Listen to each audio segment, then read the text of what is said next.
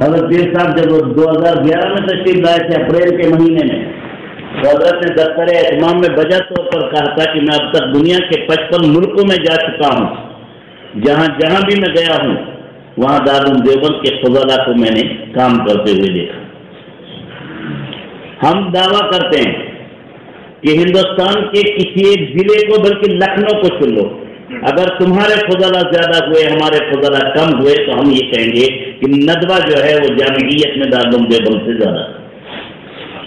نہ ہوئے دارالعلوم دیوبند کے فضلاء وہاں زیادہ تو ہم اپنی ناک کٹوا لیں گے۔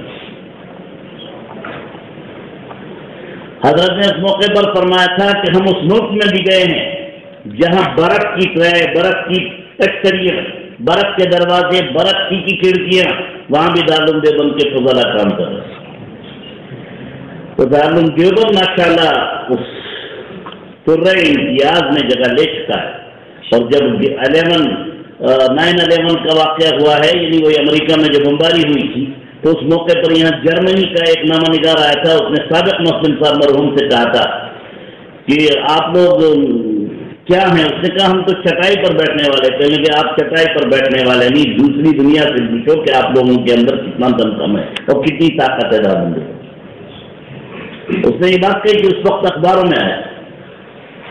تو اللہ کا فضل و کرم ہے، دارالعلوم دیوبند نے اپنے عمل سے، اپنے کردار سے، اپنے اخلاق سے، اپنے علم سے دنیا والوں سے لوہا منوایا ہے۔ دارالعلوم دیوبند کا کوئی آدمی نہ شہرت کا طالب ہے، نہ شہرت کے لیے اس نے کبھی کوئی کام کیا ہے، اور نہ الحمدللہ جمہور سے اور جماعت سے الگ ہوا۔ ید اللہ علی الجماعت ہماری جماعت کا وظیفہ، اور اس کا کیا ہے، وہ کیا کہتے ہیں، مونوگراف ہے، جیسے دارالعلوم دیوبند میں انما انا قاسم واللہ یعطی۔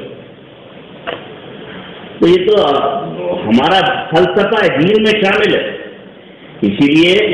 جماعت کو پکڑنا چاہیے، بالکل الگ نہیں ہونا چاہیے۔ نبی نے فرمایا فإن الشیطان مع الفضل، شیطان علیحدگی کے ساتھ ہوتا ہے،